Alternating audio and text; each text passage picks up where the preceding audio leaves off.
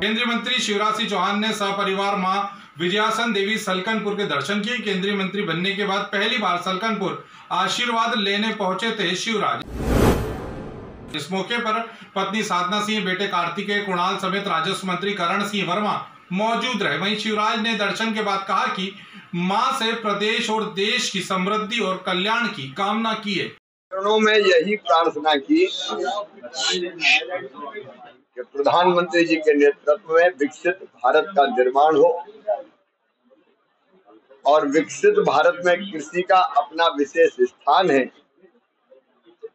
कृषि भारतीय अर्थव्यवस्था की रीढ़ है और उसकी आत्मा है किसान।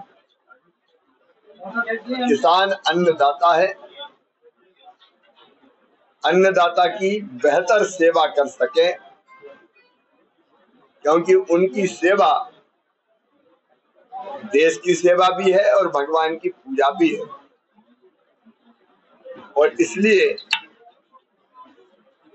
कृषि का विकास हो और किसानों का कल्याण हो। मां इतना सामर्थ्य दे कि प्रधानमंत्री जी के नेतृत्व में पहले से ही चले आ रहे सारे किसान कल्याण के कामों को और तेजी से आगे बढ़ा सके। कल ही कार्यक्रम है,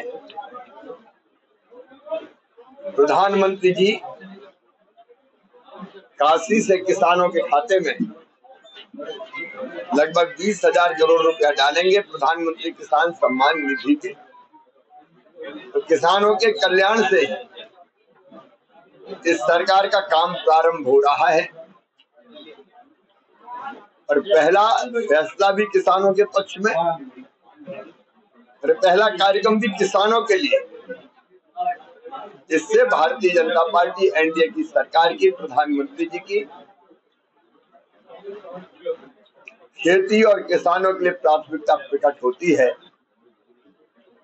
100 दिनों की कार्य योजना हमने बनाई है,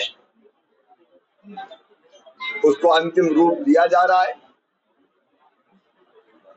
खेती और किसान तेजी से कैसे आगे बढ़े, इसके लिए हम सब समर्पित है। अपना हिंदुस्तान कहाँ वह बसा हमारे गांव में। ये ग्रामीण विकास भी